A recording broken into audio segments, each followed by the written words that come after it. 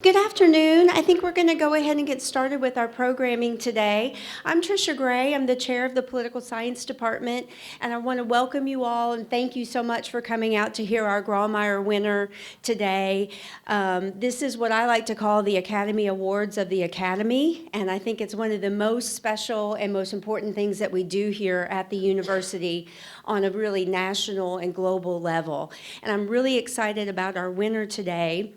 But I'm not going to do that introduction. I'd like to introduce the director of the Grawemeyer Award for Ideas for Improving World Order, Dr. Chuck Ziegler, who has been here at the University of Louisville for 42 years. He probably didn't want me to say that, but he's been here for 42 years, and he's been the director of the Grawemeyer Award for the past 11, and a much longer member of the committee itself. So thank you so much, and I'm going to turn it over to Dr. Ziegler.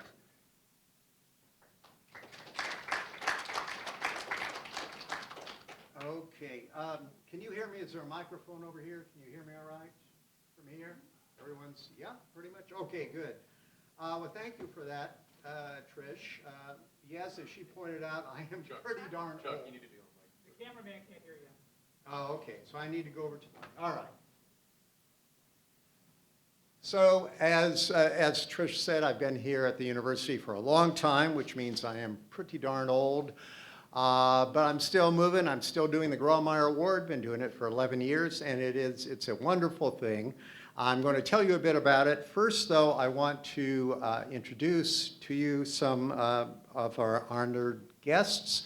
Number one, the members of the Grawemeyer family. If you would stand up or wave your arms right here. It was Charlie Grawemeyer, of course, who founded the World Order Award along with the others. Ours dates back to 1988, so it's the second oldest of the awards. Also, I'd like to recognize the Dean of Arts and Sciences, Dr. David Owen. There.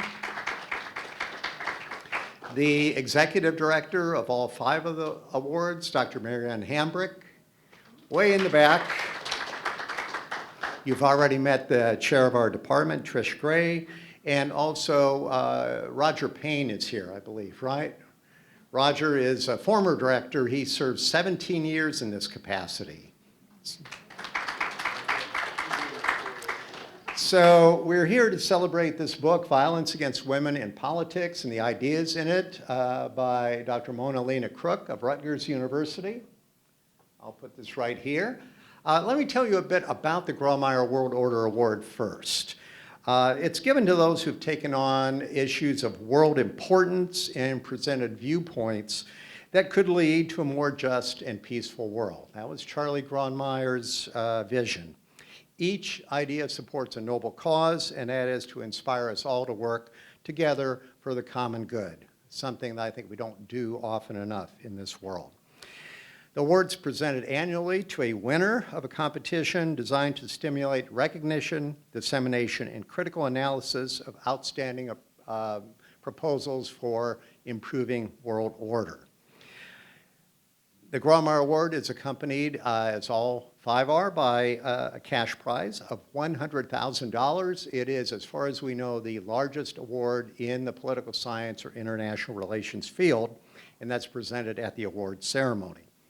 The submissions that we get, and we get a lot of those every year, they're judged according to originality, feasibility, and potential impact, not by the cumulative record of the nominee. Although our winner this year certainly has an impressive cumulative record, as you'll see. So a little bit about the process by which winners are selected.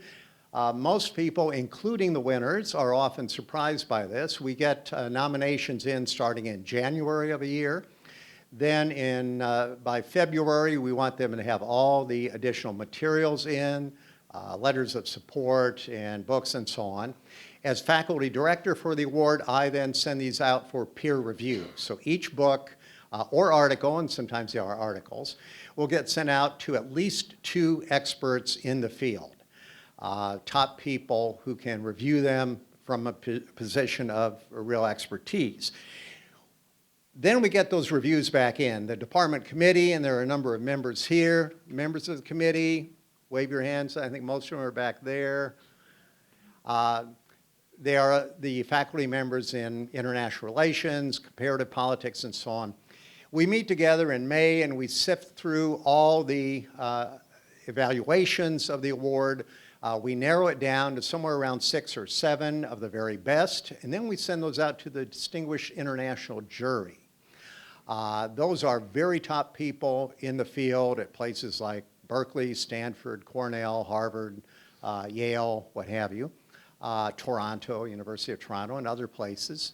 And they then, when we don't have a pandemic, come to Louisville in September, meet and narrow the field down to 3. And then there is a final selection committee. And Charlie Grawemeyer was very keen on this, that the award would go to a work which is readily understandable to an educated layperson. So we had the final presidential selection committee comprised of the Dean of Arts and Sciences, the Chair of Political Science, the President's representative, which is the executive director of the awards, and at least 3 people from the community who may be a president of a bank, the head of the NPR affiliate, head of a local charity or something like that, and they select the winner. The whole thing takes about a year.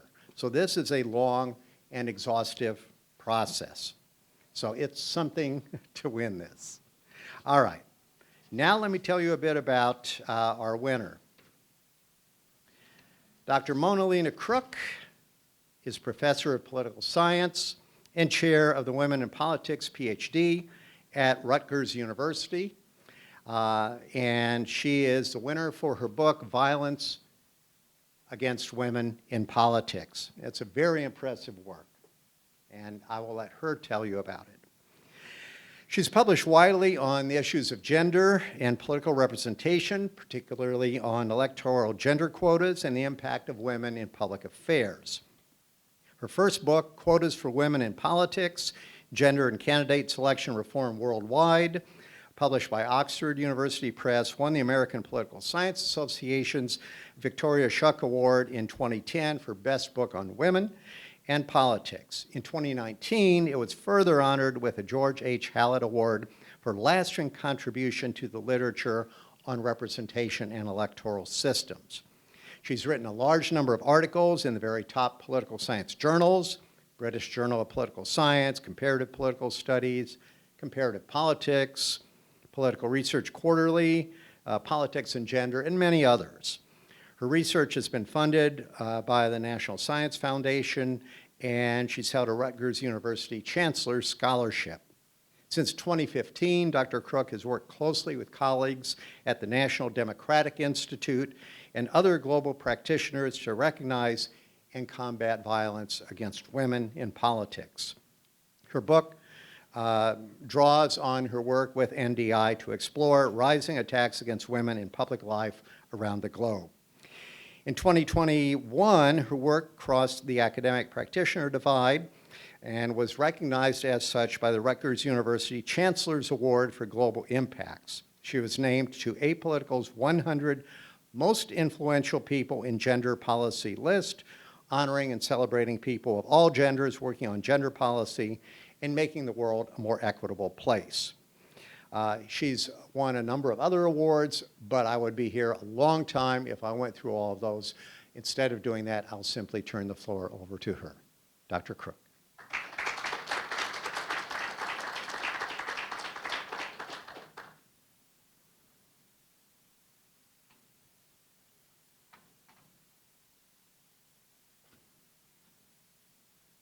Wonderful. Thank you so much for the invitation to University of Louisville and the opportunity to talk about my book, Violence Against Women in Politics. This research was initially inspired by work that I had previously done on electoral gender quotas, which are policies that have now been adopted in more than 140 countries around the world. That's mostly been since 1995, so it's a relatively recent phenomenon. And these are policies to get more women nominated as candidates and elected to political bodies around the world. So my first book really tried to understand how those policies diffused around the world and what impact they had on the numbers of women actually elected. My second big project emerged out of that work and tried to look at quotas beyond numbers, right? So think about what kinds of women were elected through quotas, what impact they had on policymaking, and what effects quotas and the increased presence of women in politics had on both women and democracy. So as I was doing fieldwork for the second project in 9 countries across Western Europe, Latin America, and Sub-Saharan Africa, I expected, amongst other things, to hear positive stories of transformation, right? Especially in terms of greater acceptance of women as leaders. And the course of my interviews, I did hear those positive stories of transformation, but I also heard accounts of resistance and backlash, often taking the forms of violence, harassment, and intimidation. Around the same time, a number of practitioner organizations that I had been working with on gender quotas were also observing similar dynamics in their work on the ground to increase women's political participation. So that includes people like UN Women, the Interparliamentary Union, and the Inter-American Commission of Women. And in 2015, I connected with colleagues at the Gender, Women, and Democracy team at the National Democratic Institute, and we decided to collaborate to bring global attention to this issue. And in 2016, we launched the Not the Cost campaign to stop violence against women in politics, with a speech from NDI Chair Madeleine Albright and testimonies from political women around the world. So on the basis of these experiences, I decided to write a book that would be for both academics as well as practitioners, organized around 4 main questions. So first, where did this concept of violence against women in politics come from? How did political women around the world come to name their experiences in this way? Second, how is it different from other forms of violence in politics? And people often say that politics is a violent space, so perhaps it's not surprising that, as more women are entering these spaces, they also face violence. Third, what does violence against women in politics look like? What forms does it take around the world? And then finally, what can be done to address violence against women in politics, and why does it matter that we do? So in this talk, I'm going to give you my answers to all 4 of these questions. Before I start, though, I think it's probably a good idea just to clarify what I mean by the key terms, violence and women in politics. So for many people, violence refers to the use of physical force. So some scholars talk about this as a minimalist definition of violence, which privileges the perspective of the perpetrator and focuses on an act that takes place at a discrete moment in time, right? So with a clearly identifiable beginning and end. In contrast, more comprehensive definitions understand violence as a violation, and specifically a violation of integrity in the sense of the wholeness or intactness of the self. So from this perspective, a person's physical integrity can be violated, but also their mental and emotional integrity as well. And this approach shifts the focus to the targets and their experiences of violence, pointing out that violent acts can have ripple effects that affect the target as well as members of their families and their communities for years to come. And this is very much in line with how women's rights activists think about gender-based violence, right, in this more comprehensive way. And they argue that violence against women exists along a spectrum or a continuum of violence, where different kinds of acts tap into the same phenomenon, but also interact with and bolster one another. So the classic example is an iceberg, right, where the visible physical acts represent just the tip, and a large range of other acts, like gendered insults and sexual harassment, form a large mass under the surface. In terms of women in politics, my early work focused exclusively on female politicians. But my book argues that this phenomenon is about women's political participation more broadly. So we should be thinking about women serving in a wide range of political roles.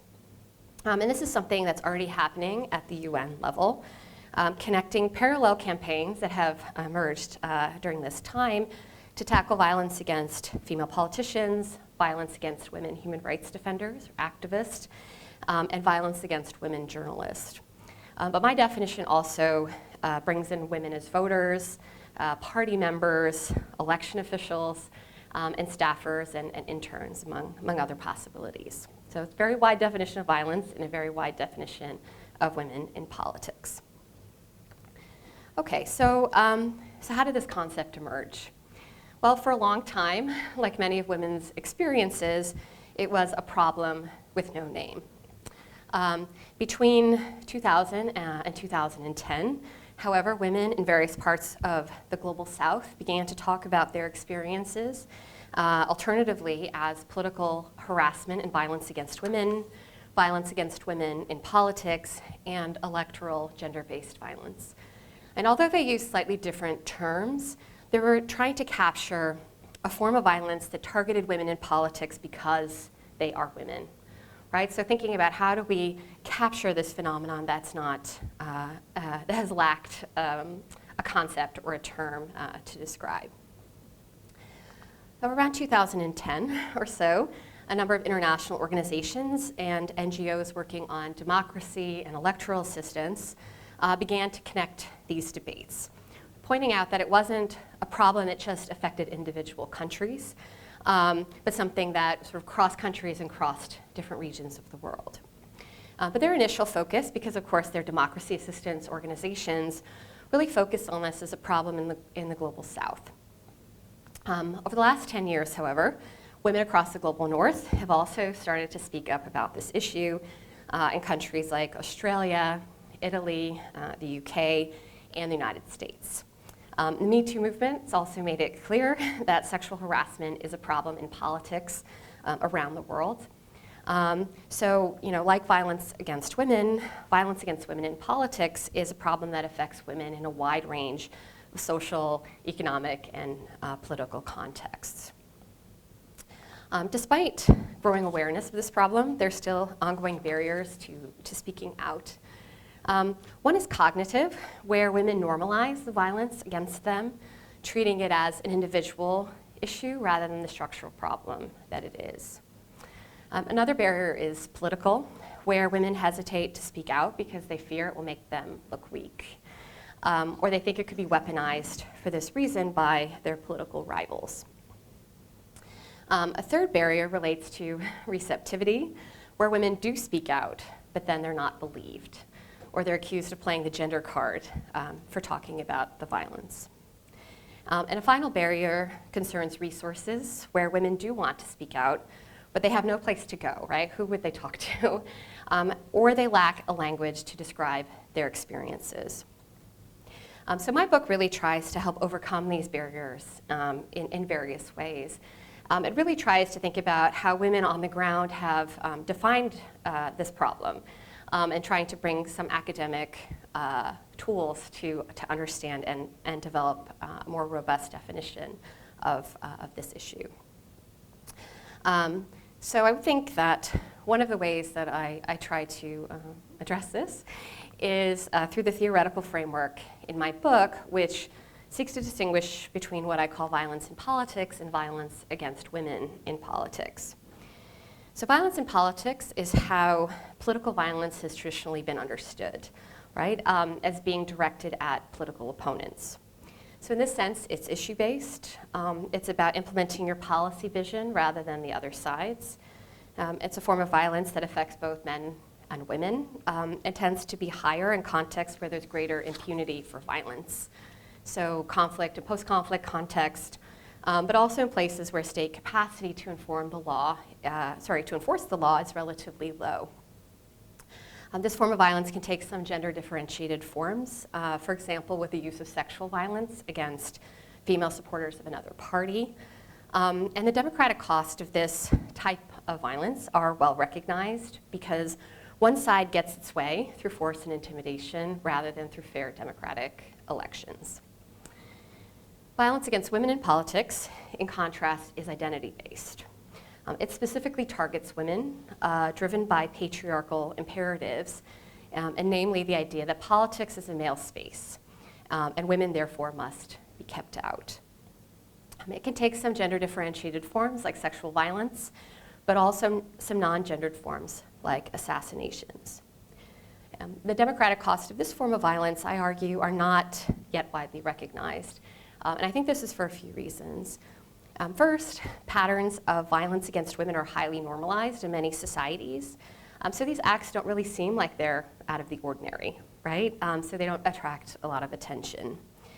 Second, there's often a tendency to equate acts of violence against women in politics with sort of ordinary violence in politics. And so as a result, acts that are identity-based are framed as instead being issue-based. Finally, most politically active women experience both forms of violence, sometimes at different points in time and sometimes at the same time. But I argue that it's vital to recognize these two dimensions, even if they're sometimes difficult to disentangle in practice. And this is because violence against women in politics poses a distinct but equally important challenge to democracy and human rights. Data from a UN women's study of violence against politically active women in India, Pakistan, and Nepal provides some evidence for this distinction. So when people were asked who perpetrates violence against women in politics, and you'll see that the larger share of perpetrators in India were identified as being the other contestant. But if you look across the three countries, the two most common perpetrators were members of women's own political parties and members of their own families. These findings are surprising if we only understand political violence as being issue-based. But they're not surprising if we draw on insights from work on gender-based violence, which shows that women are most likely to experience violence at the hands of people they know.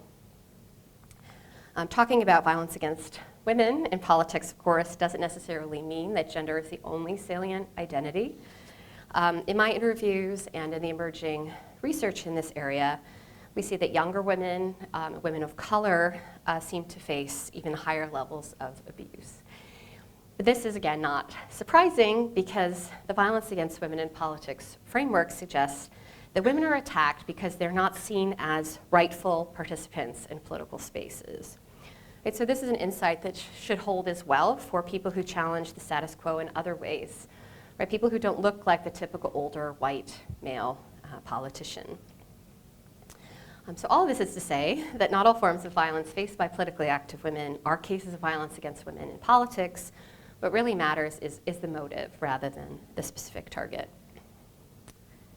Okay, so then turning to what this violence looks like in practice, most practitioners focus on 4 types of violence, which are widely recognized in international conventions and national legislation on violence against women. And these 4 types are physical, sexual, psychological, and economic violence. So this is the findings of the first global study of this question. I participated in it. It's done by the Interparliamentary Union, which is a global organization of parliaments. So they administered this survey amongst women in parliament from all corners of the world and all types of backgrounds. And I think that these results really show the importance of recognizing the broader spectrum of violence. So you can see around 25% of women in the study reported they'd experienced physical violence in the course of their work in parliament. So just as part of their political work, right? Not just like as a woman in society, just specific to their political work. So about 1 in 4 reported having experienced physical violence. But more than 80% said they'd experienced some form of psychological violence. Around 1/3 had experienced economic violence, and around 20%, and I think that's an underestimation, this is before the Me Too movement, had experienced sexual violence. And so if we only focus on the physical forms, we don't really capture what women are actually experiencing on the ground, and especially the widespread nature of psychological abuse. So in my book, I go on to give examples of these 4 types of violence, using examples from both the global north and the global south. Physical violence, I think most intuitive to understand. So it would include things like murders or kidnappings, beatings, also false imprisonment, which is a special issue for women human rights defenders. Psychological abuse typically involves death and rape threats, intimidation, and stalking. But perhaps the most common form is online harassment, so on social media platforms, very common experience for politically active women around the world. Sexual violence can include things like rape, sexual harassment, and sexualized threats. And as I said, it's traditionally been the one form of violence that's really been the most difficult. On a very difficult topic, it's been the most difficult type of violence for women to speak up about, although the Me Too movement, I think, has really made this easier in recent years.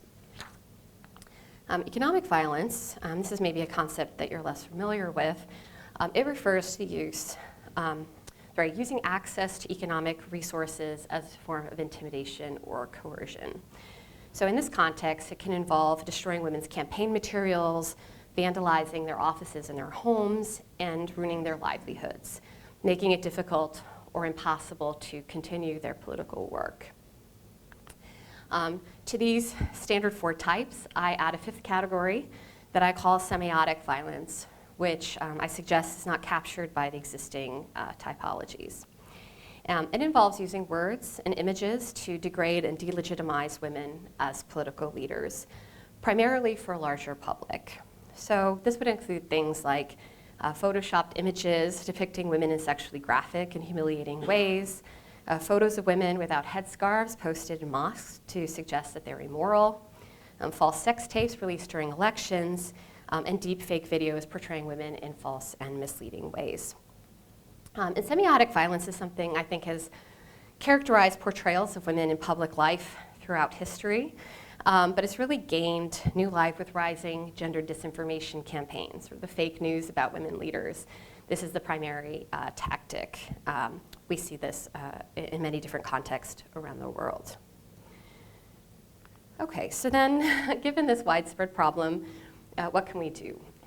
So in my book, I try to give a wide range of examples of solutions that try to tackle individual forms of violence, as well as solutions trying to tackle multiple forms of violence at the same time.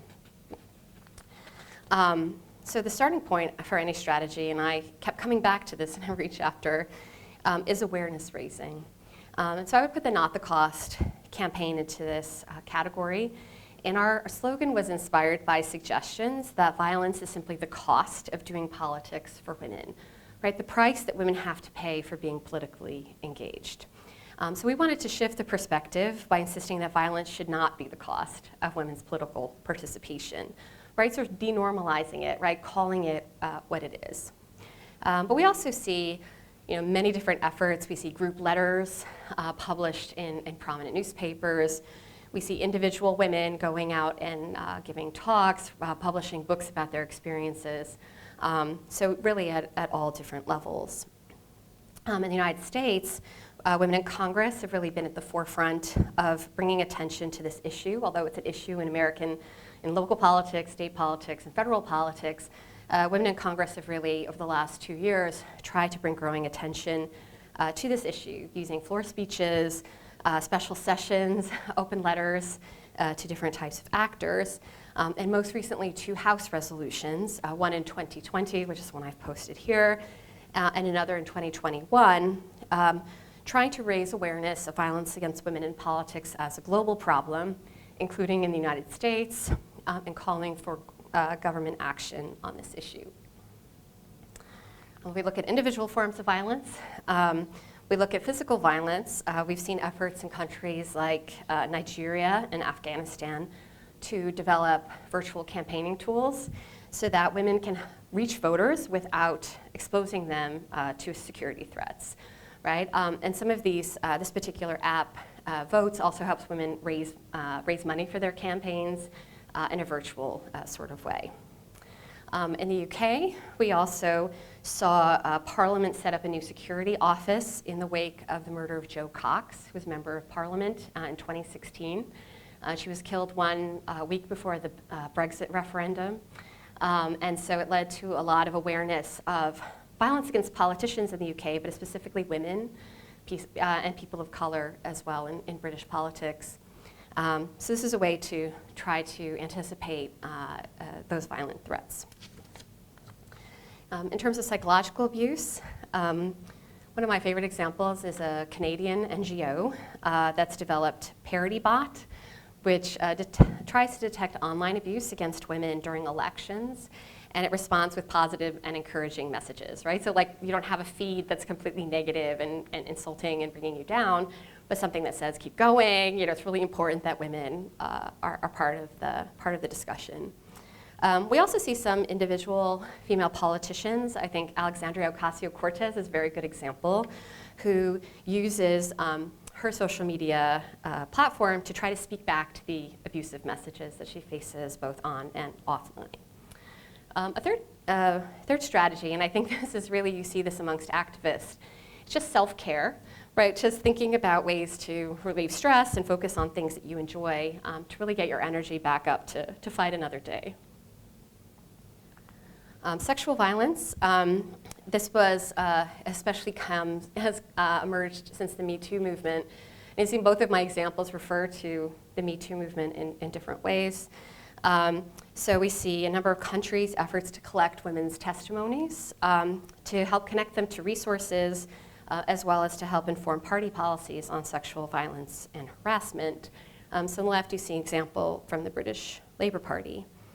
We've also seen initiatives in Canada and in the European Parliament to try to create pledges and codes of conduct to try to denormalize harassment and abuse, to really shift the culture around violence. In terms of economic violence, the main efforts here have been to try to provide rapid response grants to activists facing urgent security concerns. Finally, in terms of semiotic violence, some of the strategies have simply been to try to use existing laws to gain accountability for perpetrators. For example, using laws on hate speech or laws on threats or intimidation, which is often illegal.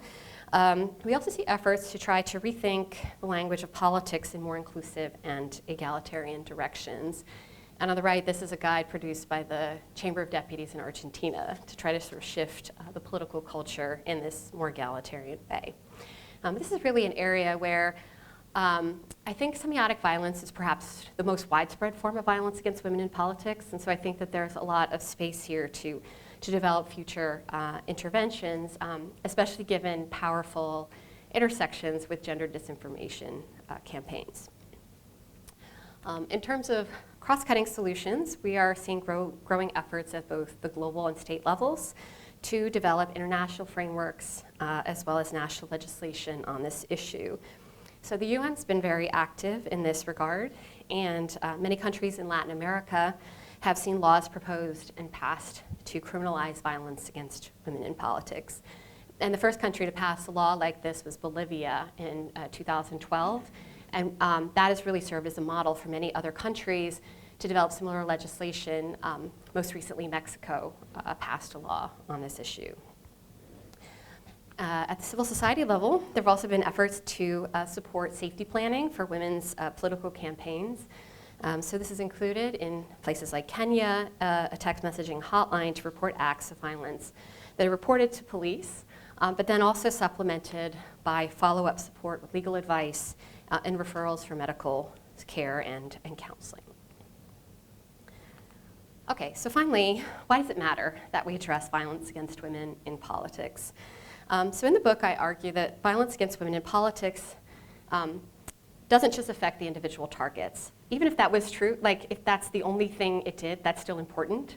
But I think that we also need to recognize that it has really big implications for political institutions and society more broadly. So it has at least 3 effects on democracy.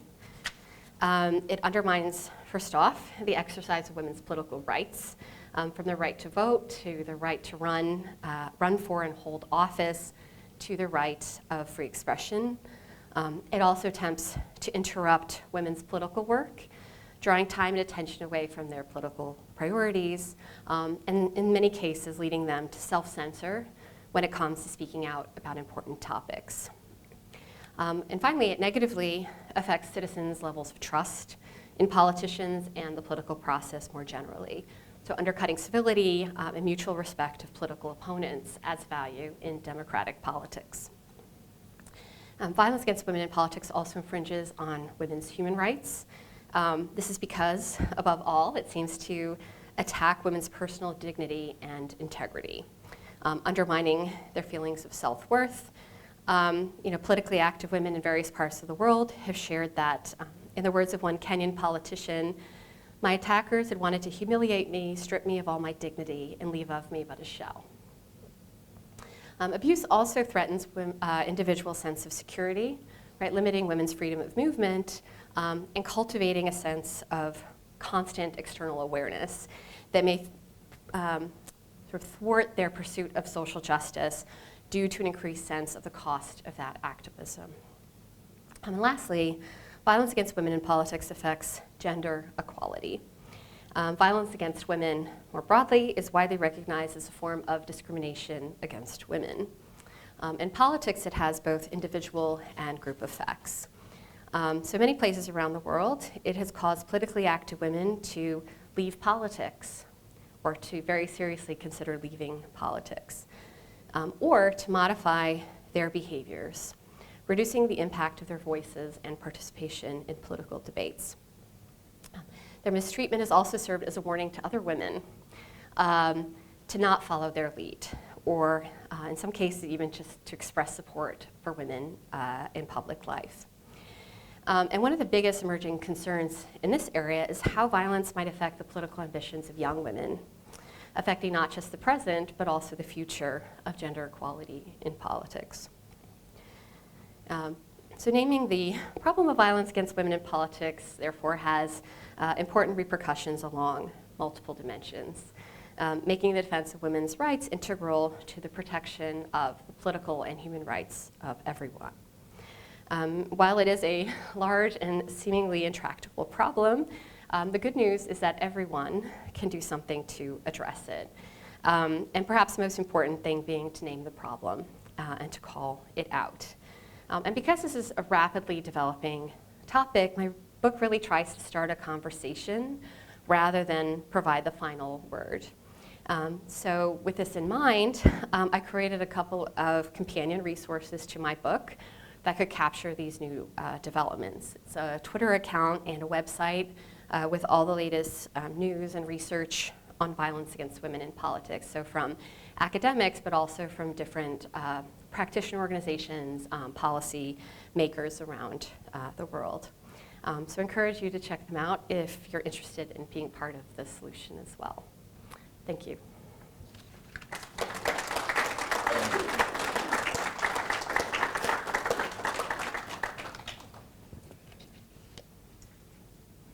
Okay, Dr. Krook will take questions now, and I'll come around with a microphone so we can keep this on the recording. Who would like to start out today? Don't be shy. How do the men in your life feel about your book? Well, the main man in my life is right here. My husband is my biggest booster, my biggest supporter. I also have 2 young sons to whom I've dedicated the book and who will be getting the benefits of my Grawemeyer funds so they can also create the positive change.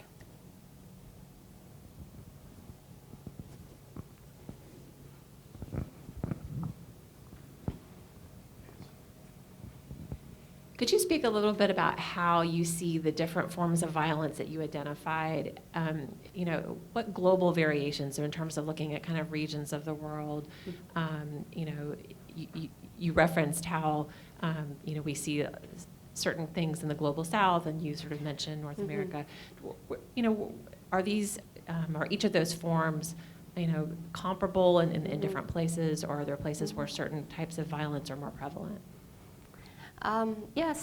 Personally, the area of the world where I first learned about this issue was in Mexico. And you might know that most recent Mexican elections have been the most physically violent ever in Mexican history, in a country where there's a lot of physical violence. And so I think when I was originally thinking about this issue, I was often thinking about, maybe physical forms more common maybe in the global south or in conflict context. But as I was thinking about this, then Joe Cox was murdered, right? So British member of parliament, you might know a second member of the British parliament was also killed last year, just in front of his, local district office. So I started to realize that actually maybe it wasn't productive to try to think about patterns that were more common in parts of the world, because we know that violence against women is a problem that affects women in all countries, all backgrounds, right? Every kind of age, ethnic group.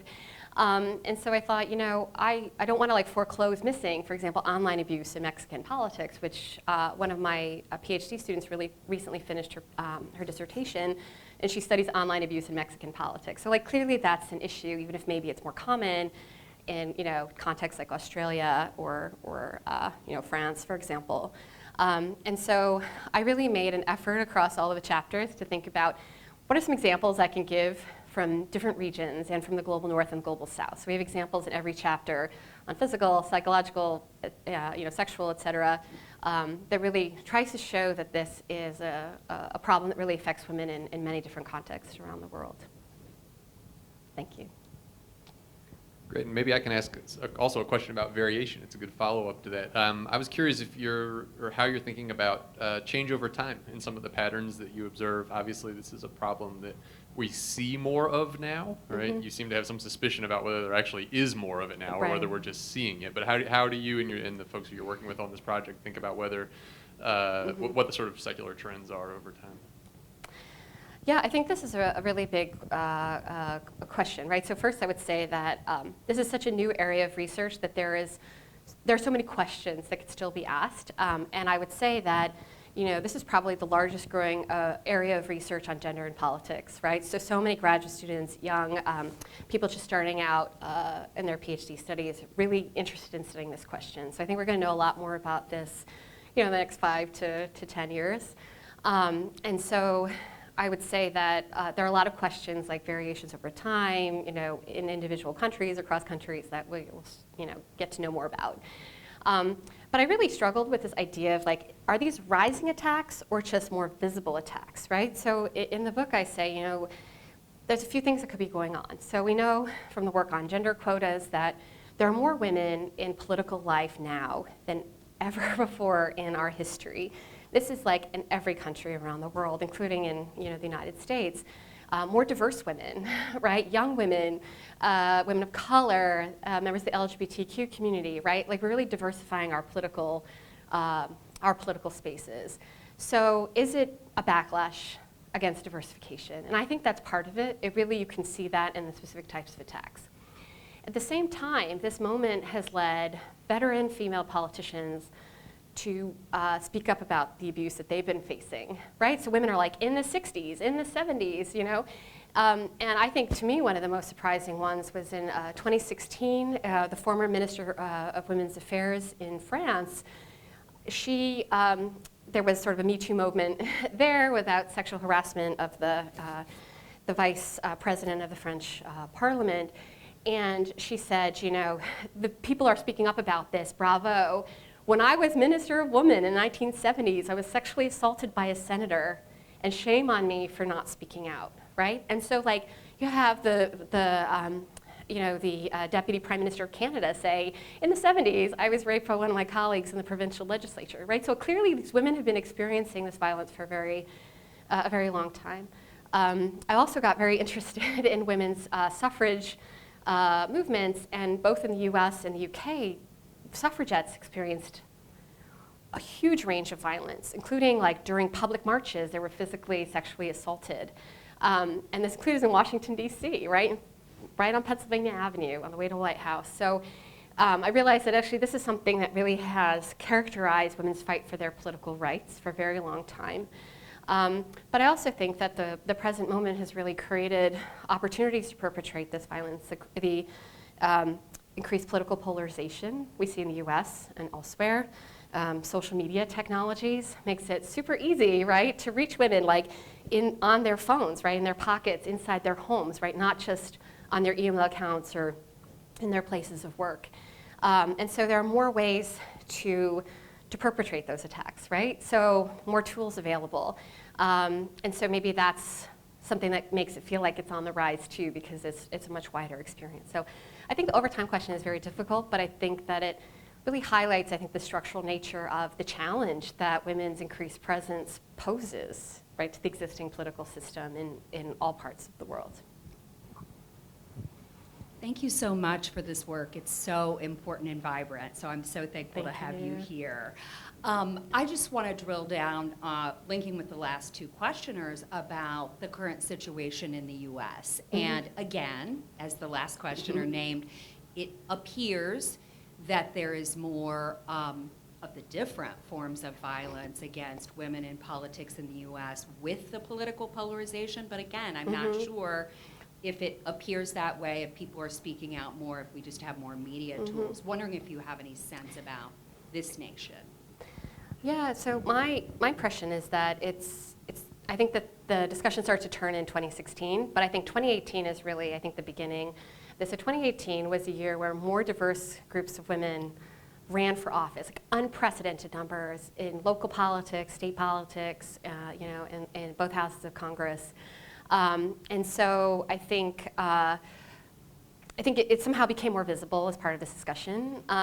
Also, following the 2020 elections, I have done so many interviews with journalists because of attacks on women secretaries of state, right? As well as the COVID pandemic.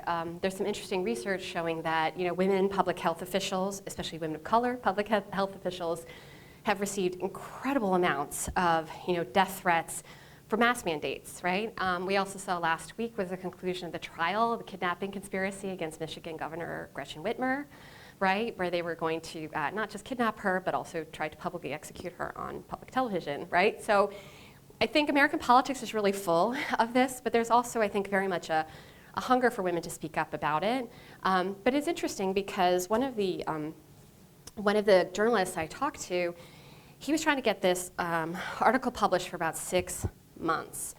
And his editor kept saying, is this really a story? Like all the the death threats against Katie Hobbs, Secretary of State, people camping out at her son's school and calling her husband's work, right?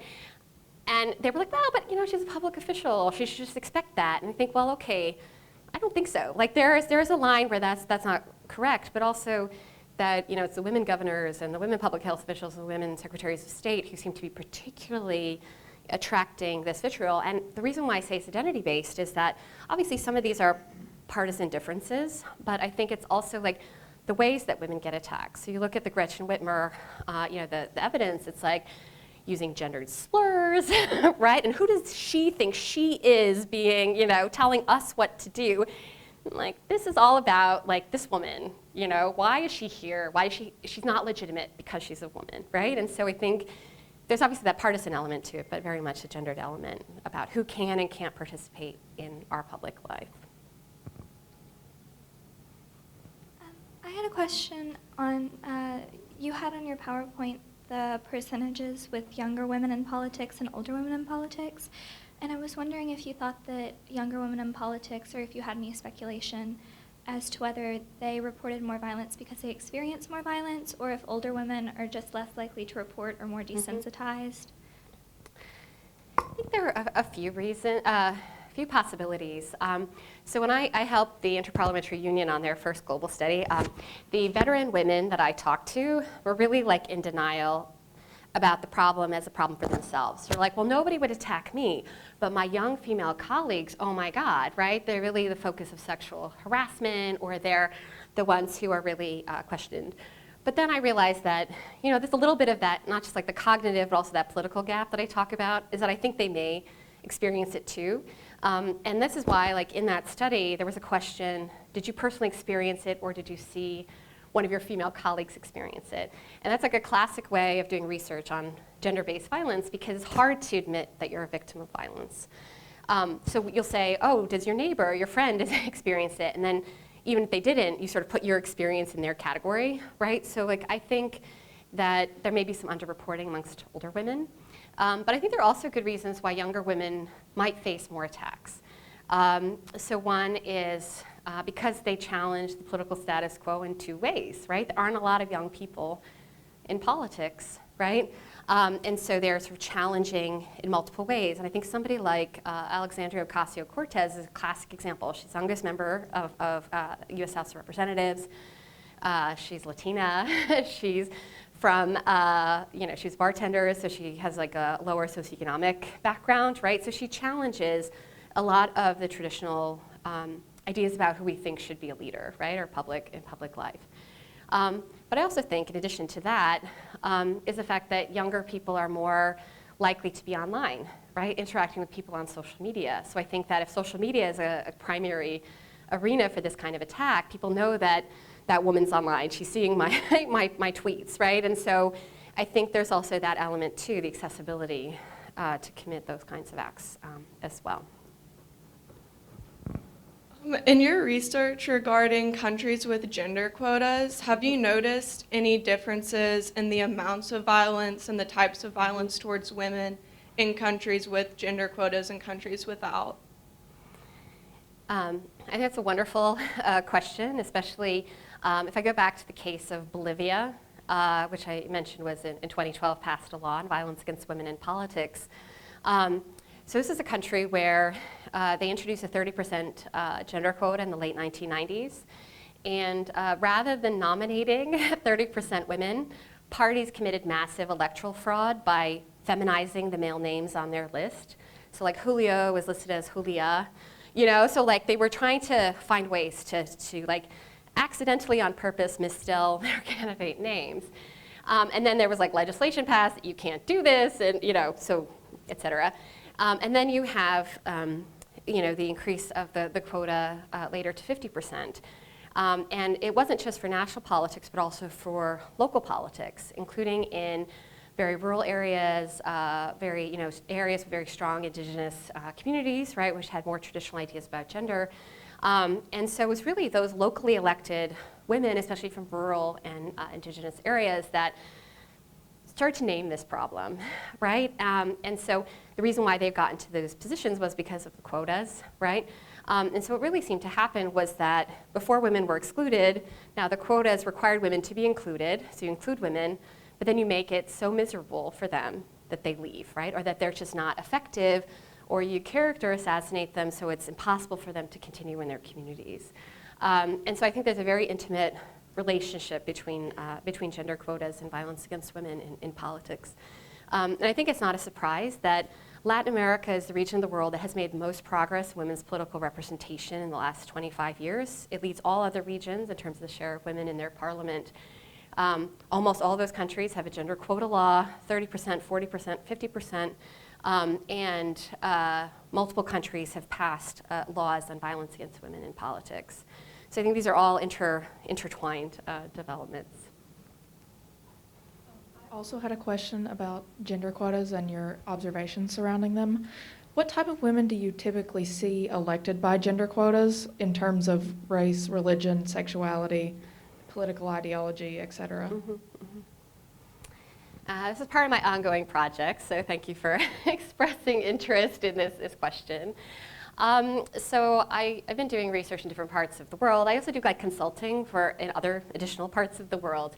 And so I think there's no pat answer to this question, but I would say that I've observed that it contributes to diversity in politics, so not just women, but we see a lot more younger women getting elected, ethnic minority women being elected. When quotas require all parties to have female candidates, it means we also get ideological diversity amongst the women who are elected. If you contrast to a non-quota country like the United States, the Democratic Party elects so many more women than the Republican Party. So we don't get the ideological diversity, right, of women in public life. I would also say one of the topics I've studied very closely is the question of merit, right? Because it's often the argument against quotas is brings in unqualified people who wouldn't have gotten in there otherwise. We actually see that the women coming in through quotas are equally or more highly educated than the men. They are equally or more diligent legislators, more likely to show up to sessions, more likely to ask questions, propose legislation, right? So they actually, what we see it really is that it contributes both in terms of diversity and the quality of politics. Sure, sure.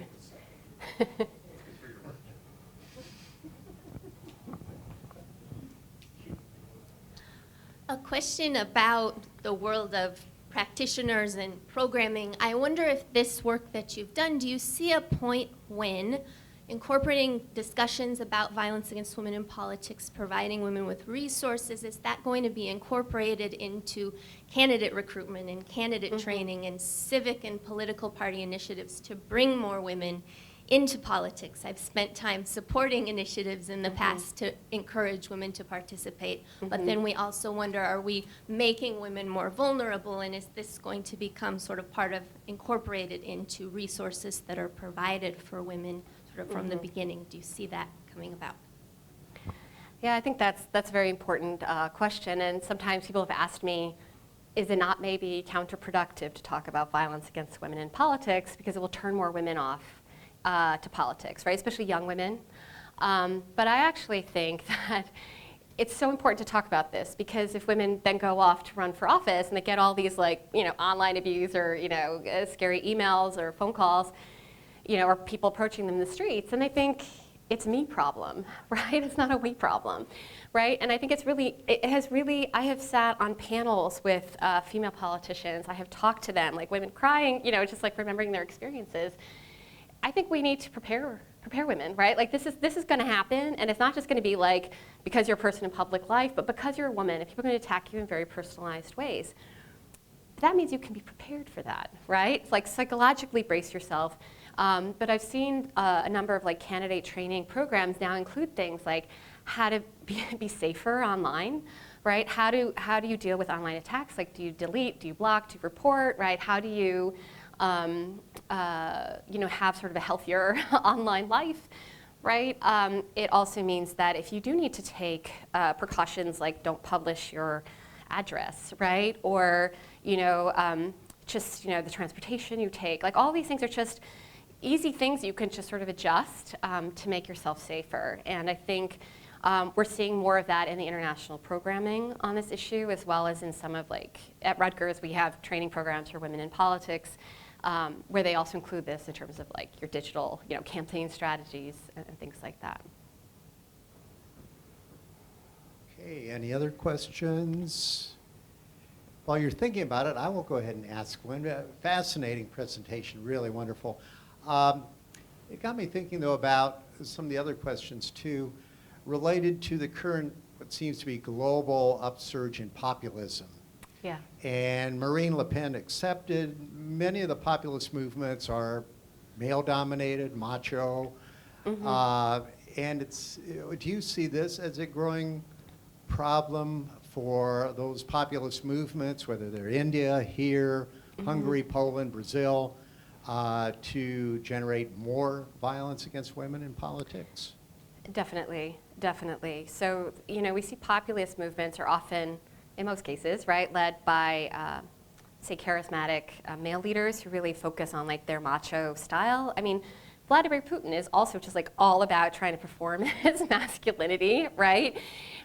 It's very they're very nervous about not showing that they're man enough, right? And so I think that's true, I think, of all leaders, but I think for populist leaders, that sort of manliness, macho-ness is exceedingly important. And it's very much tied up with their idea about who can be a leader, right? And so we see that there's a lot of, especially hostility to female opponents. And I think the case you can see this in is in Brazil in 2016, the first female president was impeached on very questionable grounds. And the man who is now the president, he had dedicated his vote to her impeachment to the generals during the military dictatorship who tortured her when she was a student activist. Right? So it's not, any sort of, shying away from projecting physical violence, saying that she doesn't deserve to be the president of Brazil because she's not a man, right? Very sexualized, bumper stickers, really, very sexist language that you heard on the floor of both the Chamber of Deputies and the Senate. And it's very much part of Bolsonaro's strategy, right, to really highlight his masculinity. You also see that populist movements around the world have also been big proponents of anti-gender movements, which are trying to sort of turn back the tide in terms of gains on women's rights and gender equality, LGBTQ rights around the world. And so, like Bolsonaro in Brazil, has passed all sorts of laws, like getting rid of all of the gender equality legislation of his predecessors, having all these anti-gay types of bills passed as well. So it's very much tied both in terms of the people, but also the policies of populist movements. Other questions? Anyone?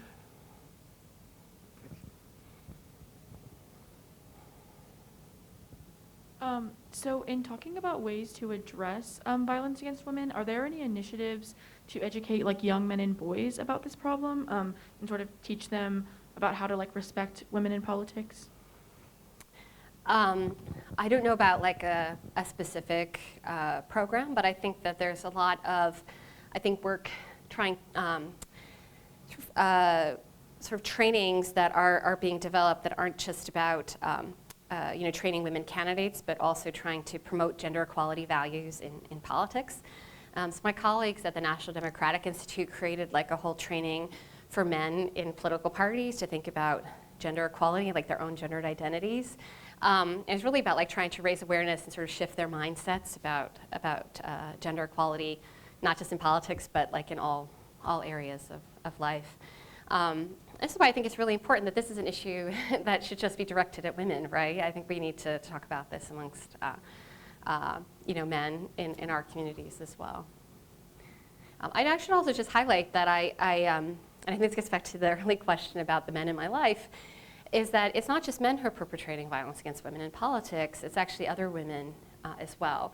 Right, so we think about the United States, somebody like Marjorie Taylor Greene is constantly waging attacks against some of her Democratic female colleagues of color, right? And so, even her campaign materials, this picture of her with a machine gun pointed at, the first Muslim women elected to the U.S. Congress, right? It's not like metaphorical, right?